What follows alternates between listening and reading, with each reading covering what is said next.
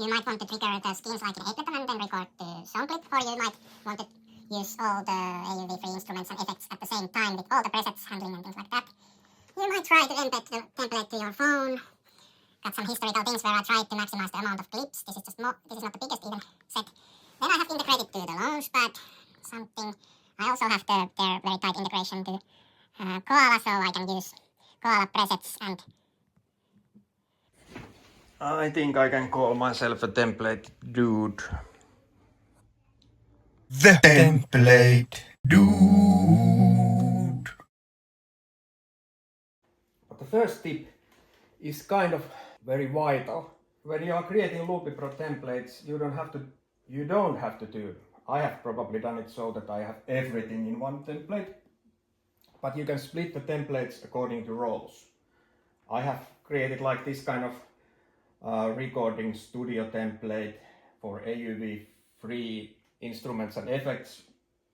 Then I have created this live set which has like separate pages for different type of instruments. For a simple Loopy Pro template for example recording from some other hardware just to have audio clips.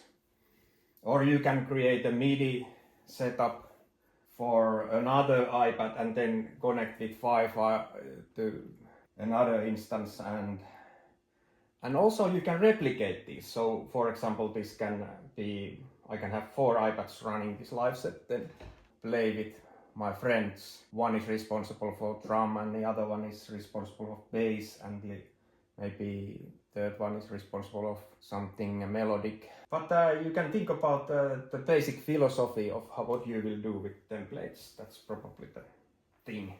Think about the roles and what kind of templates are used. Koala sampler specific template, I have created some of them. Tip number 2. These are in no specific order, I'm just spontaneously doing this. The Loopy Pro mixer, I have set variety of things in here. But the latest routing, I wanted to separate every effect to its own bus.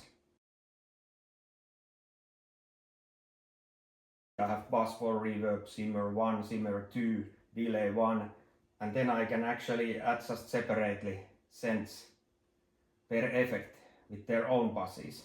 And then I have a try bus, where I only have like I have this substance glue barricade to do a little bit adjustments there, and then I have EQing, have the kind of instrument EQing. All my colors, which are actually playing audio.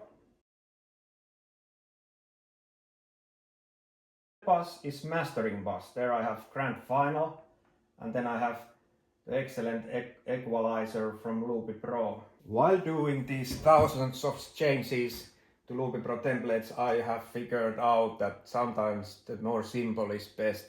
I kind of end with the complexity. So my third tip is to kind of, for example, I have just one MIDI color. So I can use the MIDI, and then if I want to use quantization, I can have any length of MIDI clip, and then I can record to audio. But in that transition phase, I can also append any effects from these tens of effects I have. So use the XY touch effects and everything like that. So third tip is like simplify process in some way, even if you are creating complex templates. Fourth tip is like generally that when I go for example to here, I have lo-fi effect here. And I have X value and Y value to make it the effect have more impacts and more kind of when you're using XY. You can add several, so you can repeat these, duplicate and add several parameters, and you will have some crazy results.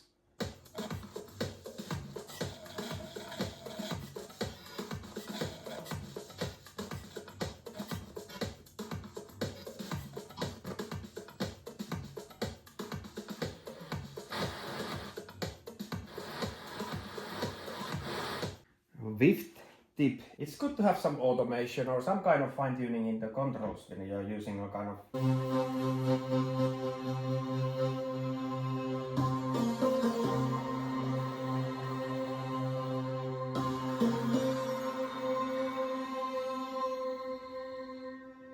directly and you can lock them. Have this control activated. This show hold button, quite nice to have, because then you can lock the parameter in lock.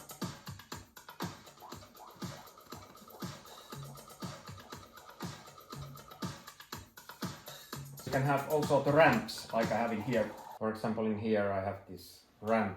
It means that in a half a second it will kind of go to that value 1.5. I would have it as it's a filter, the 1.5 is the balanced. This is like 6. When I have set these effect adjustments, of course you could adjust it from the mixer, but I like to have like all the possible things in one page, in this instrument page.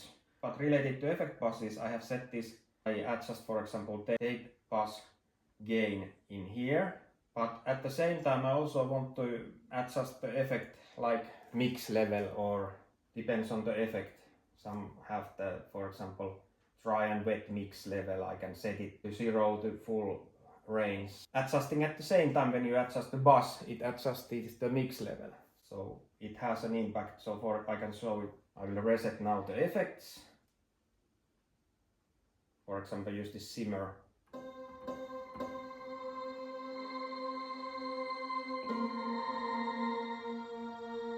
So it doesn't just bring the bus, but it also brings the mix level at the same time, so I don't have to have a second slider for that, like in my previous templates I had. For a 7th tip, I think this is related to the previous one, but it's good to combine things. So for example, if I have this activate effects buttons here, so if I long press, I have this long press option. I can show it actually here. Then it opens the UI. So use it this way, that you can activate effect and enable and disable effect, but you can also open the effect UI if you would like to have. And tip number 8, I will important to have in your templates are these reset buttons. So for example, here I'm setting all the effects on and off. So I can kind of quickly, actually I would only need to have it as a disable probably, but I haven't, I'm lazy in that sense that I have left it like this, but maybe more sense it would make it that if it would be just disable. Second button for set defaults, which basically means that it sets other gains like 0, but it sets the dry gain full, but the other gains it sets 0. So if I put like this and push this one, so then I can set defaults, then it all disappears, because I actually probably need to have the dry level adjustable also in the template. I haven't yet done it. But tip number 9, which I'm actually not so sure of, but it's probably nice sometimes to kind of, when you have lots of MIDI keyboards and MIDI stuff and you want to connect.